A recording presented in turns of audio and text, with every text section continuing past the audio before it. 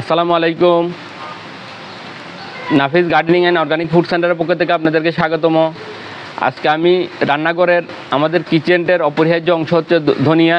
এই ধনিয়া থেকে জার্মিনেট করে কীভাবে ধনিয়া পাতা উৎপাদন করা হয়, এই ধনিয়া পাতা আমাদের দৈনন্দিন জীবনে বিশেষ করে পাকঘরের রান্নাবান্নার কাজে তরিতরকারিতে ব্যবহার করা হয় এবং সালাদের কাজে ব্যবহার করা হয়। এই ধনিয়া পাতা কীভাবে ধনিয়া থেকে জার্মিনেট করা হয় আমি আপনাদেরকে এখন আপডেট দেখাবো ইনশাল্লাহ। তো আমি দেখাচ্ছি আপনাদেরকে এই ধনিয়াগুলো আমি গতকাল রাতে ভিজিয়ে দিয়েছি। আপনারা কমপক্ষে 6-7 ঘন্টা ভিজিয়ে দিবেন রাতে সারা রাত এটি পানিতে ছিল। এখন আমি এটি বপন করে দিব। এরপরে আমি বপন করার জন্য সর্বপ্রথম মাটি প্রস্তুত করতে হলে আমাদেরকে 2 ভাগ মাটি নিতে হবে। 2 ভাগ মাটি, 1 ভাগ বালি, 1 ভাগ ভার্মি কম্পোস্ট, 1 ভাগ কোকোপিট নিতে হবে। কোকোপিট নিয়ে মিশ্রিত করে আমি এগুলো রোপণ করে দিব। এখন এগুলো আগে মিশ্রিত করে ফেলেছি। এখন এগুলো মিশ্রিত করে আমি একটা পাত্র বা গামলা নিব। পাত্র নিয়ে পাত্রটিকে 4টি ছিদ্র করে ইটের খোয়া দিয়ে বন্ধ করে দিব। বন্ধ করে দেওয়ার পর এগুলি এখন প্রথমে দেখুন আপনারা সুন্দর করে আমি মাটি মিশ্রিত করে সার মিশ্রিত মাটি, গার্ডেন মিশ্রিত মাটি এটি দিয়ে আমি রেডি প্রস্তুত করেছি। এখন ধনিয়াগুলো এখানে দিয়ে দিব, ধনিয়াগুলো বপন করে দিব। আপনারা দেখুন আমি ধনিয়াগুলো সারা রাত ভিজিয়ে রেখেছি, এখন বপন করে দিচ্ছি।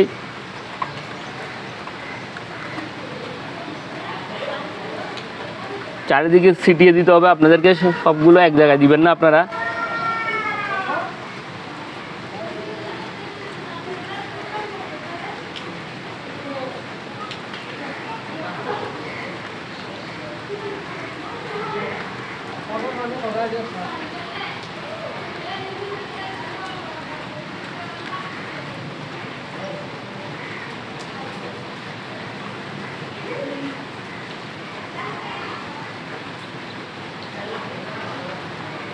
দেখুন আমি কি রোপণ করে দিয়েছি।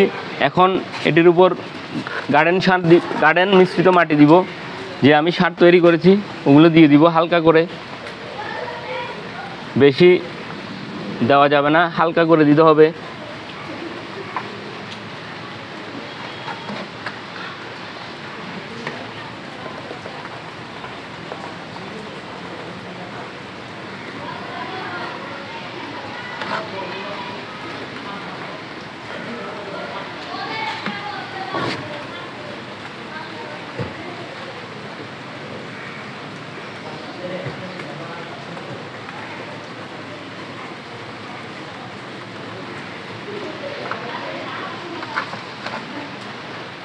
তো এরপরে রোপণ করার পরে পানি স্প্রে করে দিতে হবে।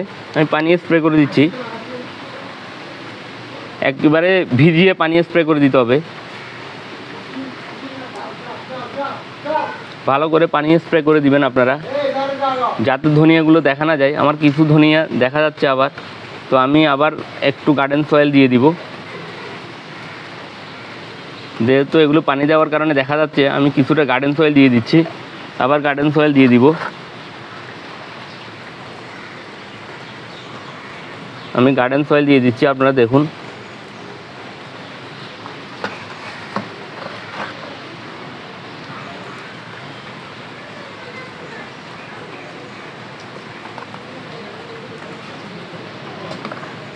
আমি আবার গার্ডেন সয়েল দিয়ে দিয়েছি।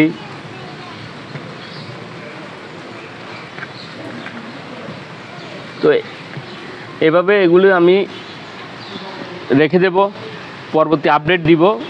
পরবর্তী কতদিন পরে এগুলো জার্মিনেট হয় আপনাদেরকে জানাবো। টবের মাটির ধনিয়াগুলোর 10 দিন পরের অবস্থা, প্রায় জার্মিনেশন হয়ে গেছে, আর কিছু আছে জার্মিনেশন হবে, তো পরবর্তী আপডেট দিব। টবে বা গাবলার মাটিতে যে ধনিয়াগুলো আমি বপন করেছিলাম, ধনিয়াগুলো বেশ জার্মিনেশন হয়েছে। 10 দিন পরের অবস্থা আপডেট দিয়েছি।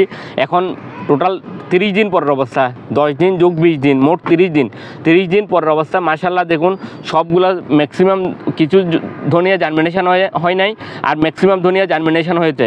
তো এইভাবে আপনারা গামলাতে, টবে পাকঘরের যে কোনো টবে আপনারা ধনিয়া জার্মিনেশন করে সারা বছর ধনিয়া খেতে পারেন। তো আমার টবের মাটিতে মাশাআল্লাহ খুব সুন্দর ধনিয়া হয়েছে। আপনারাও আপনাদের টবের মাটিতে ধনিয়া চাষ করে এভাবে চাষ করতে পারেন, এভাবে জার্মিনেশন হয়ে যাবে। কিছু ধনিয়া হয়তো জার্মিনেশন হয় নাই, ম্যাক্সিমাম ধনিয়া জার্মিনেশন হয়েছে। তো এইভাবে আপনারা ধনিয়া জার্মিনেশন করবেন এবং ধনিয়া পাকঘরের রান্নাবান্নার কাজে বিভিন্ন আমাদের সারা বছর এই ধনিয়া আমরা উৎপাদন করে খেতে পারি। এভাবে আপনারা উৎপাদন করবেন। আল্লাহ হাফেজ।